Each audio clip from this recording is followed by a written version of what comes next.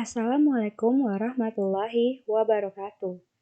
Halo semua, perkenalkan nama saya Nabila Putri Faira dari kelas MI 5A dengan NIM 1905102048 dari Program Studi Manajemen Informatika Politeknik Negeri Medan. Pada kesempatan ini, saya akan menjelaskan sedikit ringkasan dari materi seminar.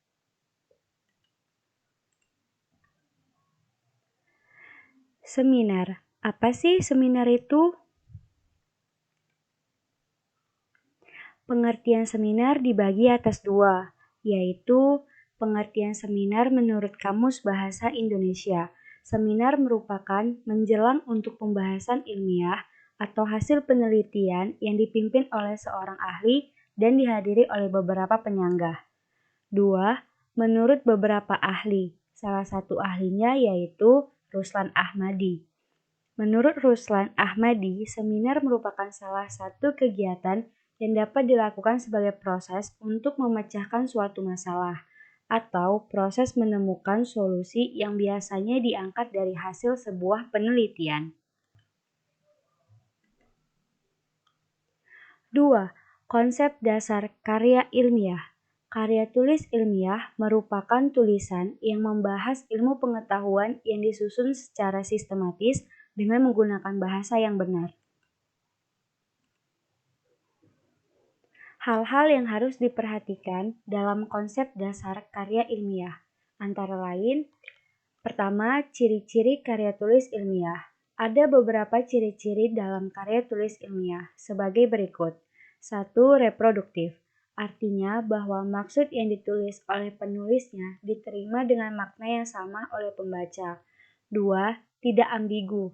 Artinya tidak bermakna ganda akibat penulisnya kurang menguasai materi atau kurang mampu menyusun kalimat dengan subjek dan predikat yang jelas.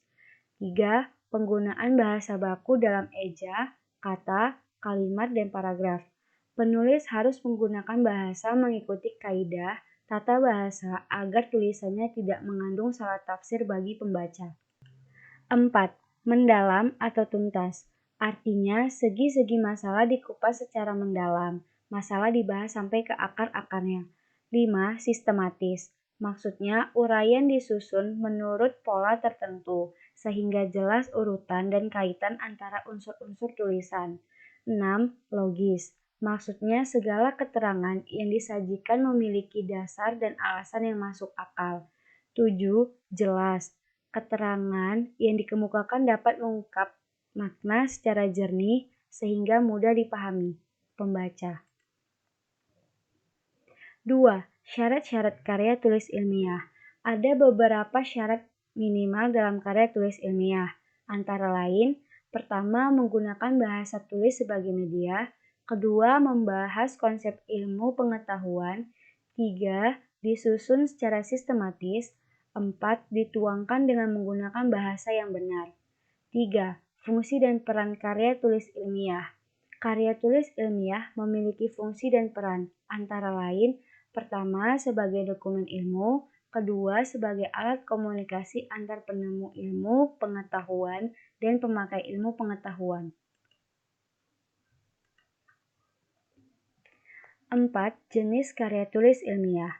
Berdasarkan masing-masing kebutuhan, karya tulis ilmiah digolongkan menjadi 7 jenis. Pertama, artikel. Artikel adalah sebuah karya tulis yang isinya berupa gagasan atau fakta yang dapat membujuk, meyakinkan, mendidik, serta menghibur pembacanya. Kedua, makalah. Makalah adalah jenis karya tulis yang bersifat ilmiah. Biasanya makalah ditulis untuk keperluan terkait dengan pendidikan. Dalam penyusunannya, diperlukan data pendukung dari hasil observasi lapangan dari sebuah masalah dalam penelitian. 3. Skripsi. Skripsi adalah istilah yang digunakan di Indonesia untuk mengilustrasikan suatu karya tulis ilmiah berupa paparan tulisan hasil penelitian mahasiswa strata 1 atau sering disebut dengan S1. 4. Work paper merupakan jenis karya tulis ilmiah yang hampir mirip dengan makalah, tetapi analisisnya lebih mendalam. 5. Paper Paper adalah jenis karya tulis ilmiah yang ditulis berdasarkan data, serta argumen yang tingkat kevalidannya kuat. 6. Tesis. Tesis dibuat sebagai syarat kelulusan untuk meraih gelar magister atau master yang ditempuh oleh mahasiswa pasca sarjana atau disebut dengan S2. 7. Disertasi. Disertasi digunakan sebagai syarat kelulusan untuk meraih gelar doktor bagi mahasiswa program studi strata 3 atau disebut dengan S3. 3. Sistematis penulisan karya tulis ilmiah. Karya tulis ilmiah terbagi atas 3 bagian. Pertama, bagian awal yang merupakan pelengkap, terdiri dari halaman judul, kata pengantar, sari, daftar isi, daftar tabel, dan daftar gambar. 2. Bagian kedua yang merupakan inti terdiri dari bab 1 pendahuluan. Di bagian bab 1 pendahuluan terdiri atas latar belakang masalah, rumusan masalah, tujuan penelitian, ruang lingkup kajian, sumber data, metode penelitian, sistematika penulisan atau penyajian. Bab 2, deskripsi masalah yang berisi data menurut literatur dan survei. Bab 3, pembahasan yang berisi komentar penulis atas data yang diperoleh atau pembahasan masalah menurut pemikiran penulis. Bab 4, kesimpulan dan saran. 3. Bagian akhir yang merupakan pelengkap akhir yang terdiri dari daftar pustaka, lampiran, indeks, serta riwayat hidup. 4. Identifikasi masalah karya tulis ilmiah. Di dalam identifikasi masalah terdapat perumusan masalah. Yang pertama, tujuan dalam perumusan masalah. Ada beberapa tujuannya, di antara lain, pertama, mencari sesuatu dalam kerangka pemuasan akademis seseorang. Kedua, memuaskan perhatian serta keingintahuan seseorang akan hal-hal yang baru. 3. Meletakkan dasar untuk memecahkan beberapa penemuan penelitian sebelumnya ataupun dasar untuk penelitian selanjutnya. 2. Cara untuk merumuskan masalah. Hal-hal yang harus diperhatikan dalam merumuskan masalah sebagai berikut. Pertama, dirumuskan dalam bentuk pertanyaan yang berfokus pada dependent variable atau pada apa yang akan diteliti. Kedua, rumusan hendaknya jelas dan padat. Ketiga, rumusan masalah harus berisi implikasi adanya data untuk memecahkan masalah. Keempat, rumusan masalah dasar dalam membuat hipotesa.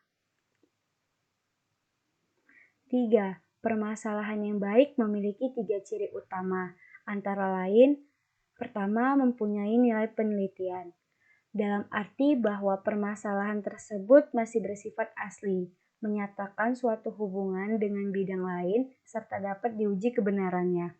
Kedua, visible, artinya permasalahan tersebut dapat dipecahkan, tersedianya data dan metode untuk memecahkan masalah, tersedianya biaya dan dapat diselesaikan dalam waktu yang wajar. 3. Sesuai dengan kualifikasi peneliti. Artinya bahwa permasalahan yang diangkat menarik minat bagi si peneliti, serta sesuai dengan kualifikasi yang ada. 4. Langkah penting yang harus dilakukan dalam membuat suatu perumusan masalah. Pertama, tentukan fokus penelitian. Kedua, cari berbagai kemungkinan dari berbagai faktor yang ada kaitannya dengan fokus penelitian tersebut yang dalam hal ini dinamakan subfokus. 3. Di antara faktor-faktor yang terkait, adakan pengkajian faktor mana yang paling menarik untuk ditelaah. Kemudian tetapkan faktor apa saja yang akan dipilih. Keempat, kaitkan secara logis faktor-faktor subfokus yang dipilih dengan fokus penelitian. Sekian penjelasan dari saya. Terima kasih.